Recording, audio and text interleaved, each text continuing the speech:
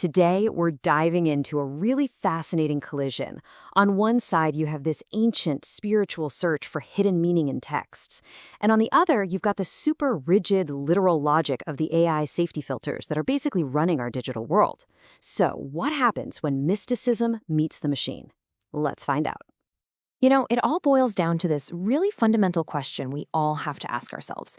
When you read something, or really when you just look at the world, is the meaning always just right there on the surface? Is what you see what you get? Or is there maybe something deeper, something hidden that we're supposed to dig for? Think about it like this. A stop sign, right? It has one single literal meaning. There's no room for interpretation.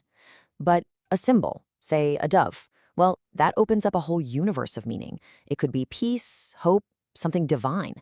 The stop sign demands you obey the surface. The dove invites you on a journey inward. And that split is exactly what we're digging into today.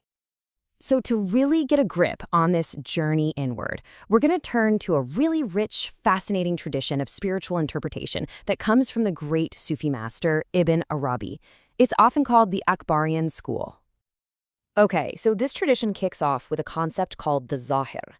This is the outward, the literal, the surface level meaning.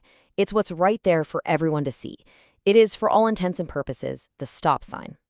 But, and this is the whole point, the zahir is never the full picture. Lying just beneath it is the batin. That's the inward, the hidden, the esoteric dimension. This is where the real spiritual secrets are waiting to be found. This is the meaning of the dove. So, the big question is, how do you travel from the outward to the inward? Well, that process has a name, wıhl. And it's not just about reading. It's an entire interpretive journey, a spiritual practice that's designed to guide you from the surface, that zahir, to the hidden heart of a text, the batin. So how does this actually work in practice? Well, first off, you have to see everything as a symbol. Nothing is ever just what it seems on the surface. Second, you have to engage your creative imagination, your intuition. This isn't a purely logical A plus B equals C kind of thing. And finally, through that intuitive process, you unveil the batin, that hidden spiritual truth. And this quote right here, it just nails it. Wıhl isn't just analysis. It's a creative, spiritual act. Its whole purpose is to pull meaning away from the literal and guide it back to the deeper reality it's pointing to. It's really an escape from the tyranny of the surface. All right, now let's slam on the brakes and do a complete 180. We're going to leave that inner journey behind for a second and step into a world that is built on the absolute opposite principle. Welcome to the world of AI, a world governed by what you could call systemic literalism. You see, the number one goal of pretty much any public-facing AI you interact with today is to eliminate ambiguity. Where wıhl sees a symbol just brimming with potential meanings, an AI sees a problem that it needs to solve, an error to be corrected. It needs to find one single, correct interpretation and enforce it.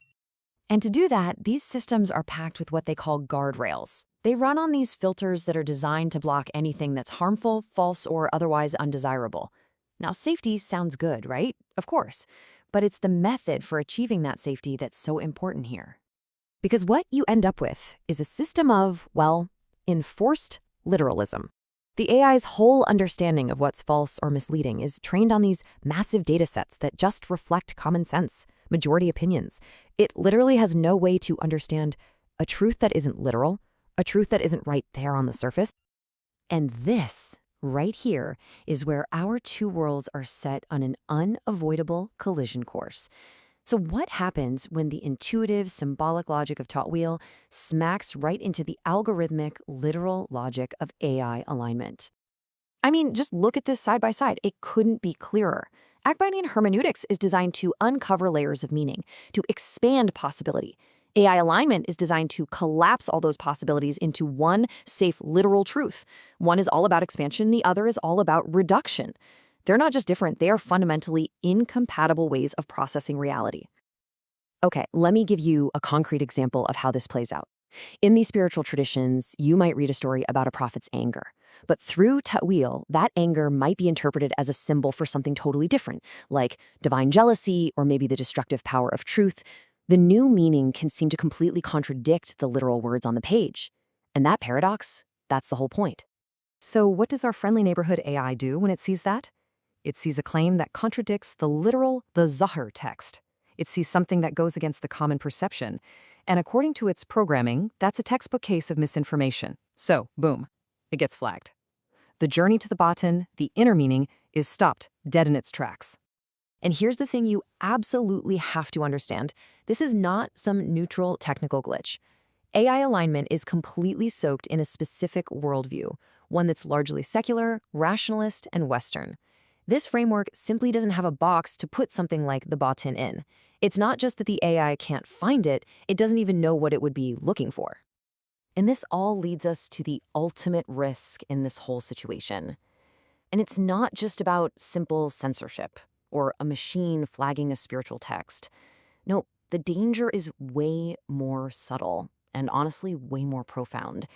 It's the risk of creating a world that is just draped in this veil of superficial knowledge. This quote just says it all.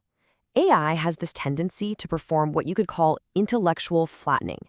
It takes these deep, complex, historically rich ideas, and it just squashes them. It reduces them to simple, easy-to-digest equivalents. It basically peels away all the nuance, all the richness.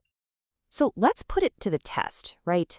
Imagine we ask an AI to explain a concept like wahdat al-wujud, or the unity of being.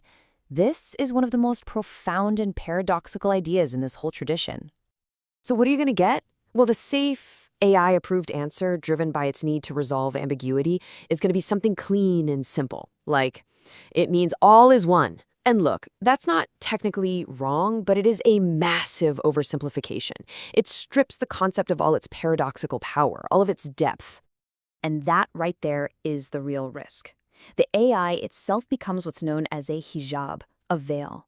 But it's not a veil of ignorance, which would be bad enough. It's actually worse. It's a veil of superficial knowledge.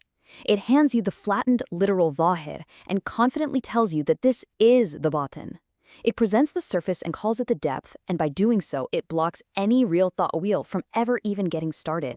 Which I guess leaves us with a final, pretty heavy question to chew on. As we build these incredibly powerful AI tools to help us navigate our world and all of human knowledge, we have to ask ourselves, if these tools are designed from the ground up to only see and validate the surface, are we really building a safer world? Or are we accidentally engineering a much, much shallower one?